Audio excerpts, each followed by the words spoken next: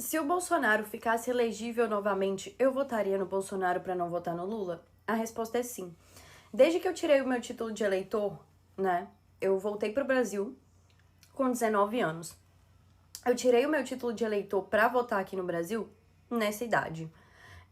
Eu votei desde o momento que eu tirei o meu título de eleitor, as 4 vezes que eu votei no Bolsonaro.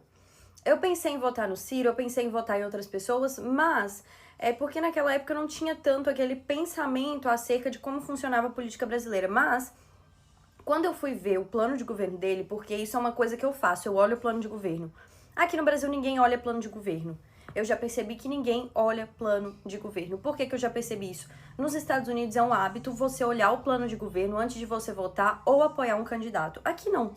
Aqui você apoia qualquer imbecil só pra ficar bem dentro de um grupo identitário. Quando eu fui ver o plano de governo dele, eu achei que era o plano de governo mais parecido com aquilo que eu vivia nos Estados Unidos, com uma ótica liberal, com uma ótica de desburocratização, com uma ótica de descentralismo, de descentralização.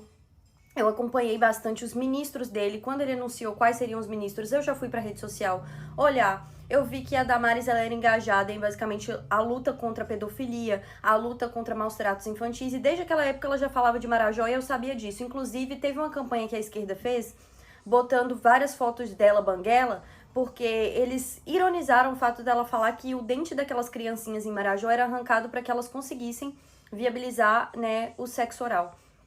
E aí a esquerda fez chacota disso e colocou várias fotos dela banguela. Eu olhei o perfil de político do Paulo Guedes, eu vi que ele não tinha sido político, que ele trabalhou a vida inteira com a área financeira, investimento, microeconomia.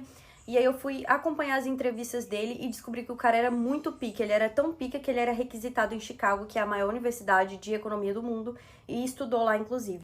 Eu olhei todo mundo, Tarcísio, etc. O Tarcísio começou uma obra nas estradas aqui de Minas Gerais que, puta que pariu, ficou, assim, impecável, né? Durante o período dele, durante os períodos, né, do Tarcísio, aconteceram privatizações no Espírito Santo que melhoraram muito o fluxo do trânsito lá e etc.